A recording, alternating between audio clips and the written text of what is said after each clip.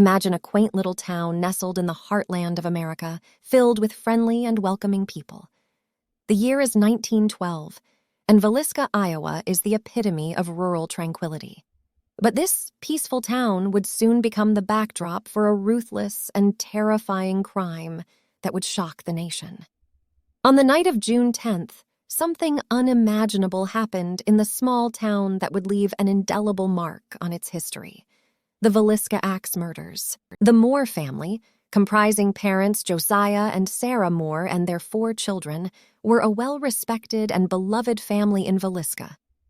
Josiah, a prominent businessman, and his wife Sarah, a devout Christian, were highly regarded by their community.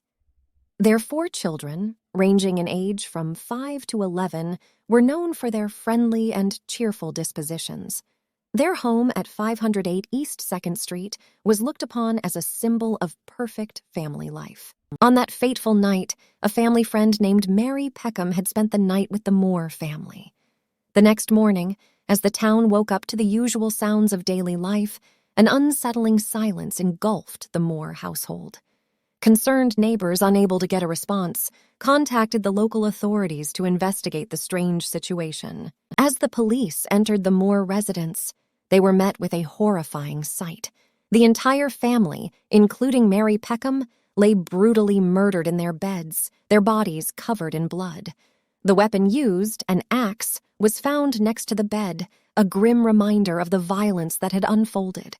The peaceful town of Villisca was now thrust into the national spotlight for all the wrong reasons. The brutal nature of the killings sent shockwaves through the community and beyond. News of the Villisca axe murders spread like wildfire, captivating the nation's attention.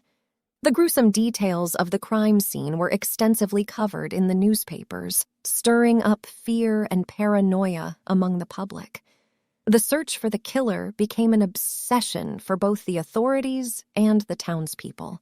Amidst the chaos and confusion, several suspects emerged over the years. Transient workers, traveling preachers, and even a state senator were all scrutinized and investigated. But the case remained unsolved, and the truth behind the Villisca axe murders continued to elude everyone. The tight-knit community of Villisca was left grappling with a collective sense of loss and unanswered questions. Over time, the Villisca axe murders became the stuff of legends and eerie tales.